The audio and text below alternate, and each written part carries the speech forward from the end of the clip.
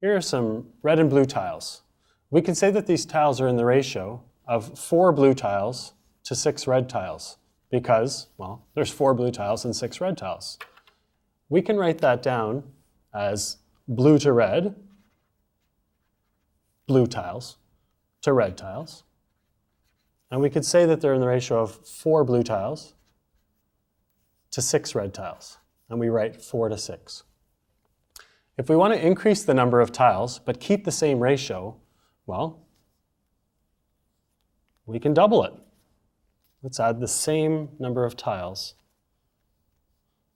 Right? We've taken the ratio, 4 to 6, and doubled it. Let's think about it now. How many tiles do we have? Well, we've got 8 blue tiles, and what's that? 12. So we've got 8 blue tiles to 12 red tiles. And we see that they're still equivalent ratios to each other. We've got 4 to 6 and 4 to 6, but when we put it all together, it's 8 to 12. So we found that 4 to 6 and 8 to 12 are equivalent ratios. Well, what's another equivalent ratio to 4 to 6? We could put another set of tiles in here. Again, 4 blue tiles and 6 red tiles. Now we see that we have 12 blue tiles and 18 red tiles. So 12 to 18, 12 blue tiles for every 18 red tiles. We could add another set of tiles, but as you see, I've run out of room. So let's just think about what that would be. If we look back here, we see that 4 to 8 and 6 to 12, well, that was when we doubled it. So if we think about that in terms of, that was multiplying by 2. And we did the same thing there also. We doubled it. In this case, 4 to 12 and 6 to 18, well, we tripled it. So if we were to multiply that 4 by 4, we would get 16 blue tiles. And if we made 4 sets over there, we'd see that that was 24 tiles. Now let's take this new set we have, which we don't have here because we ran out of space. Let's just think about doubling that one. If we doubled 16, well, we'd get to 32. And if we doubled 24, we'd get to 48.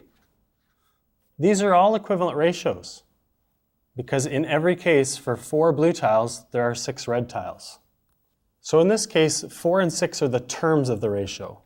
And multiplying the terms of a ratio by the same number produces equivalent ratios as we did in these cases. But can we also make equivalent ratios using fewer tiles? Let's go back to our 4 blue tiles and 6 red tiles. Suppose instead of making them bigger, we split them. Let's split them in half. Well, 1/2 of 4 tiles, 4 blue tiles, is the 2 tiles. So let's move those out. And at the same time over here, half of our 6 red tiles would be 3 tiles. So we can also say that 4 blue tiles to 6 red tiles is equivalent to 2 blue tiles to 3 red tiles. And we can put that up here. And if you notice, instead of multiplying by 2 in that case, we were dividing by 2. Well, can we go any smaller? Let's take half of the 2 blue tiles. If we take half, we've got 1 blue tile, and we need to take half of this. Uh-oh, that's going to be hard. Well, I guess it's that much, right? 1.5. So we could write that down as well. 1 blue tile to 1.5 red tiles. And again, we divided that by 2. We made it half the size. So now we have a list of equivalent ratios, and we can make more as well. For example, what if there was 48 blue tiles?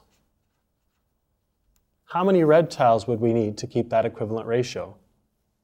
Well, we better look back at our original ratio to think about this.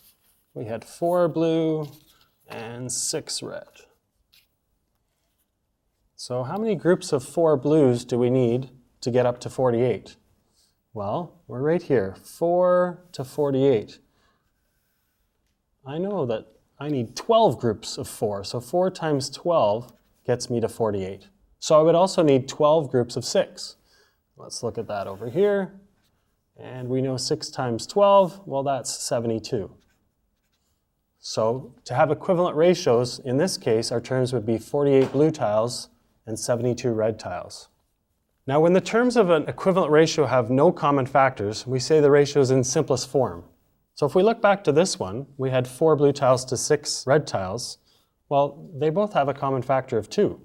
So in fact, if I move these away, right, I divided both of them by 2, I could see that 2 to 3 is in simplest form. And if we look back here, that was this one right here, 2 to 3. 2 blue tiles to 3 red tiles. And we did have this example of 1 blue tile to 1.5 red tiles, but that's not in simplest form because 1.5 isn't a whole number. So that's why 2 to 3 is in simplest form. What about a real-world context? How about making lemonade? When you buy frozen lemonade, the instructions on the label say to combine 1 can of frozen lemonade with 4 cans of water. So that would be a ratio of 1 part frozen lemonade, let's write it down, lemonade, to water. So 1 part lemonade to 4 parts water. What if we wanted to double that amount? Well, we'd need 2 cans of lemonade. And how many parts of water would we need? Well, we doubled the 1 can, so we'll need to double the 4 cans of water as well. So that would be 8. Okay? What if we're having a big party though? What if, say, we needed 6 cans of lemonade? Well, how many cans of water would we need? Let's think about it.